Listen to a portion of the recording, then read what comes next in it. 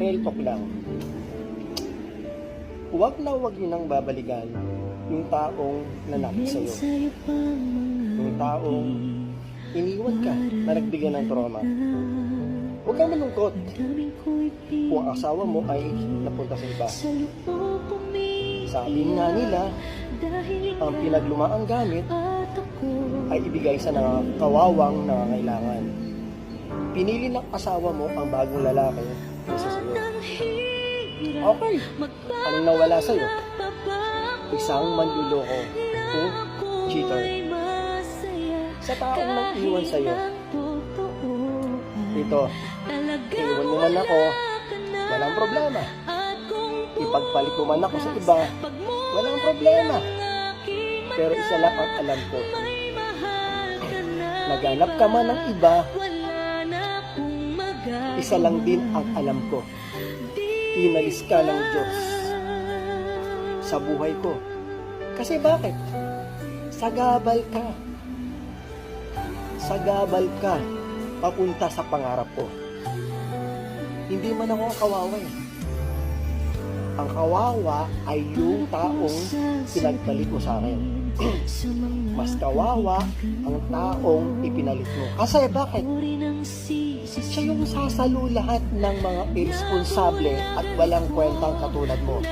Tandaan mo, ang bulok na prutas, pusang babagsak yan. Tandaan mo ulit.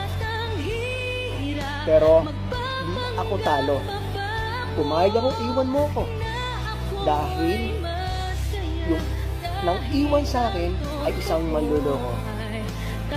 At sa relasyon na meron kami, hindi ako talo. Kasi ang nawala sa akin ay manluloko. Kapag nahuli na nga siya eh, todo binay pa. Kung makaasta, ay ikaw pang palalabasin na may kasalanan. Kaya, ipabayan mo na lang siya sa iba. Dahil, magiging pabigat lang siya sa buhay mo. Simula ngayon, malaya ka na. Simula ngayon, barado ka na sa buhay ko. Simula sa araw na to, hindi na ako iiyak dahil sa'yo. Maaaring ngayon, ini-enjoy mo yung araw na masaya ka, nakakatawa ka pa, nakatulog ng mahimbing. Pero darating din yung panahon, ang pagkakataon, nababawian ka, na mapupunta ka sa isang sitwasyon kung saan mo nilagay ang taong sinaktan mo. Kung gaano kasakit. Yung tipong hindi mo na talaga kaya ang sakit. Pero tadhana na ang nagtakda. Tadhana na yung humusga para iparamdam sa'yo at malaman mo kung gaano kasakit. At iiyak ka ng doble.